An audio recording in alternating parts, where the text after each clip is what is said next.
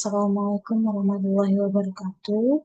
Perkenalkan, nama saya Lena Kamalia, mahasiswi Prodi Akuntansi S1 PJJ Universitas Siber Asia. Pada kesempatan kali ini, saya akan mempresentasikan materi mata kuliah Sistem Pengendalian Manajemen yang diampu oleh dosen Bapak Abdurrahman SEMAK.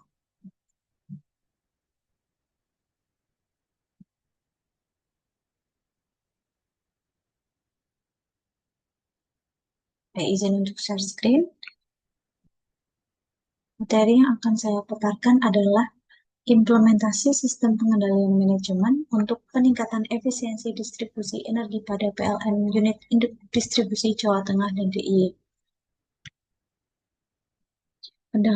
Pendahuluannya adalah sebagai berikut. Sistem pengendalian manajemen adalah sistem untuk memastikan strategi berjalan dan tujuan organisasi tercapai. Sistem ini menekankan efektivitas, efisiensi, dan pengawasan berkelanjutan. Kegagalan pengendalian dapat menimbulkan kerugian finansial dan reputasi yang buruk bagi suatu organisasi. Apa hubungannya dengan distribusi energi listrik di PLN? Distribusi ini merupakan ujung tombak pelayanan PLN yang berhubungan langsung dengan pelanggan atau stakeholder, berdampak pada kinerja keuangan dan kualitas layanan publik, karena PLN ini adalah satu-satunya penyedia layanan listrik di Indonesia. Nah, di sini ada tantangan yang dihadapi oleh PLN UID Jateng dan DIY berupa kepadatan beban dan pertumbuhan pelanggan yang tinggi, kompleksitas jaringan distribusi, serta resiko geografis di wilayah Pantura yang rawan banjir. Maka diperlukan SPM yang efektif untuk menjamin efisiensi, keandalan, dan keselarasan strategi dengan operasional PLN. Apa sih tujuan penulisan atau presentasi kali ini? Yang pertama adalah menjelaskan konsep SPM, kemudian menganalisis penerapan SPM pada distribusi energi listrik, serta memberikan rekomendasi strategis. Konsep sistem pengendalian manajemen. Sistem pengendalian manajemen adalah mekanisme untuk memastikan aktivitas organisasi selaras dengan tujuan strategis melalui perencanaan, penganggaran, pengukuran kinerja, evaluasi, dan tindakan korektif. SPM ini berfungsi sebagai alat pengawasan sekaligus instrumen strategis pengambilan keputusan. Balance scorecard itu mengukur kinerja melalui 4 perspektif. Yang pertama, keuangan, pelanggan, proses internal, serta pembelajaran dan pertumbuhan. SPM pada distribusi listrik tercermin pada pengukuran keandalan energi listrik melalui indikator SAIDI, SAIFI, dan losses.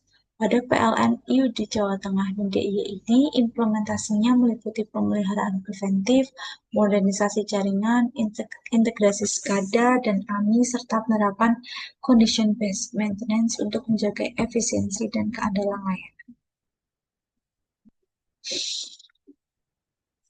Karakteristik distribusi energi listrik PLN. PLN UID Jateng dan DIY ini mengelola jaringan distribusi dengan karakteristik wilayah geografis yang berbeda ya, mulai dari kawasan padat penduduk, pedesaan dengan jaringan panjang dan infrastruktur yang lebih rentan gangguan. Kompleksitas ini menuntut sistem pengendalian yang terintegrasi dan adaptif untuk menjaga keandalan dan efisiensi distribusi. Ada 4 indikator kinerja utama distribusi listrik. Yang pertama adalah SAIDI atau System Average Distribution. System Average Interruption Duration Index yang diukur dengan satuan menit merupakan durasi rata-rata gangguan pelanggan. Fungsi pengendaliannya adalah untuk mengukur keandalan distribusi jaringan listrik. Kemudian yang kedua, indikatornya adalah SAIFI atau System Average Interruption Frequency Index yang diukur dengan satuan kali, merupakan frekuensi rata-rata gangguan dalam suatu periode. Berapa kali sih PLN itu ada gangguan atau pemadaman dalam 1 tahun? Kemudian yang ketiga adalah susut energi, yaitu energi yang hilang teknis dan non-teknis yang diukur dalam persentase, mengukur efisiensi pendistribusikan jaringan listrik, dan yang keempat adalah indikator operational and maintenance atau biaya operasi dan pemeliharaan yang dikeluarkan dalam satuan rupiah untuk pengendalian biaya distribusi jaringan listrik.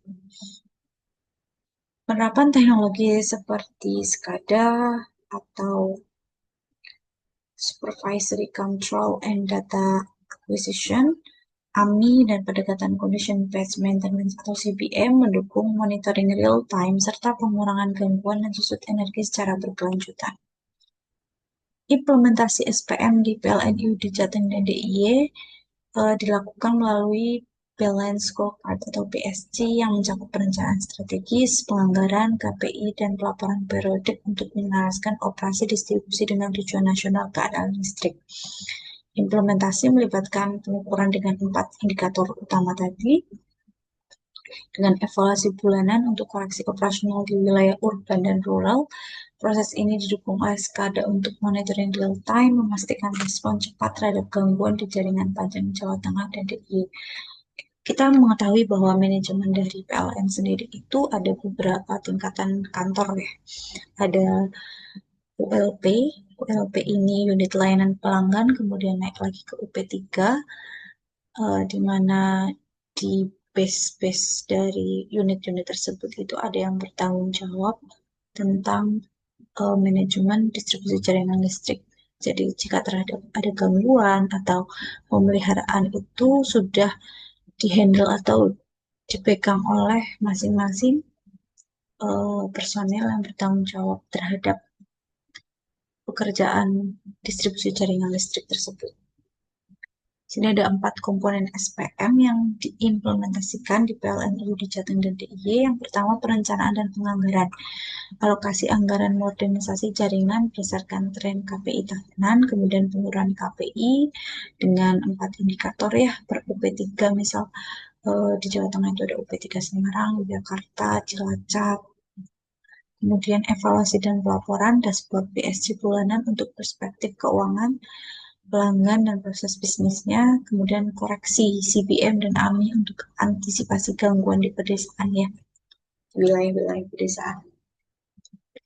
Kita bisa lihat di sini tren penurunan SAIDI yang bisa diminimalisir ya, artinya PLN ini berhasil untuk meminimalisir angka gangguan yang terjadi yang diukur dengan satuan menit dalam satu periode. Jadi ini dari tahun 2020 ke tahun 2024, artinya ini ada keberhasilan PLN dengan implementasi SPM tersebut sehingga gangguan yang terjadi itu dapat menurun. Kemudian di grafik sebelah kanan ini tren penurunan susut energi juga dapat diminimalisir ya. Artinya PLN ini mengimplementasikan SPM ini dengan baik sehingga susut energi juga dapat ditekan dan persentasenya itu bisa turun. Apa sih tantangan implementasi dan upaya perbaikan SPM di PLN ini?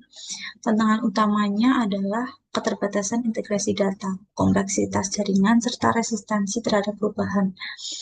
Upaya perbaikan juga telah dilakukan ya melalui digitalisasi sistem distribusi, peningkatan kompetensi SDM, dan penguatan budaya kinerja. Sistem distribusi ini berkaitan dengan eh, jaringan listrik yang dioperasionalkan oleh PLN itu sendiri. Di sini dijelaskan tabel tantangan implementasi SPM, dampak terhadap kinerja, dan upaya perbaikan atau solusi strategis yang dilakukan.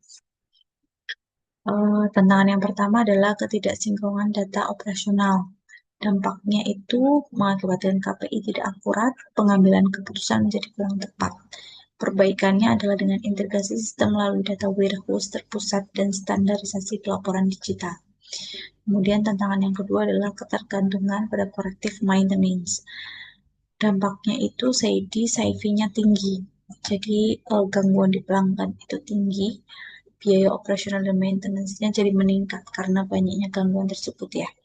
Perbaikannya adalah implementasi CPM dan predictive maintenance berbasis historik gangguan. Yang ketiga adalah tantangan keterbatasan anggaran modernisasi jaringan. Dampak terhadap kinerjanya program efisiensi menjadi tertunda. Upaya perbaikannya melalui prioritasi investasi berbasis risk-based asset management and analysis cost benefit. Tantangan selanjutnya, resistensi perubahan budaya kerja. Implementasi BSC tidak optimal, dampaknya upayanya penguatan leadership, coaching KPI berbasis unit, dan alignment target individu dengan KPI unit. Kemudian tantangan infrastruktur jaringan tua atau aging asset. Dampaknya itu tingginya losses dan gangguan berulang karena alatannya itu sudah tidak memadai lagi untuk dipertahankan sehingga jaringan listriknya itu tidak distribusi dengan baik. Perbaikannya adalah dengan rejuvenasi jaringan, deconductoring, dan penggantian trafo kritis. Nah, hal ini sudah dilakukan ya oleh PLN yang melakukan pemeliharaan secara rutin dan itu sudah diinfokan juga kepada pelanggan bahwa mereka akan melakukan pemeliharaan sehingga ada pemberitahuan. Kemudian tantangannya selanjutnya adalah kurangnya monitoring real time di daerah rural. Gangguannya jadi lambat terdeteksi. Upaya perbaikannya ekspansi SCADA, mini SCADA, dan pemasangan AMI di feeder prioritas. Tantangan terakhir adalah evaluasi KPI hanya bersifat administratif, sehingga dampaknya itu tidak berdampak pada perbaikan nyata. Jadi cuma administratif laporan saja ya. Jadi upaya perbaikannya bisa dengan linking KPI dengan reward dan punishment serta program continuous improvement. Oke, simpulannya dari presentasi ini adalah sistem sistem pengendalian manajemen atau SPM itu berperan strategis dalam meningkatkan efisiensi dan keandalan distribusi energi, di mana di PLN itu sendiri bertingkat ya dari unit ULP, unit pelayanan pelanggan, ke UP3, kemudian ke kata wilayah PLN itu sendiri ada petugas yang bertanggung jawab terhadap pendistribusian jaringan listrik. Implementasi melalui balance scorecard BSC dengan KPI utama, SAIDI sudut energi terbukti mendukung pengendalian kinerja.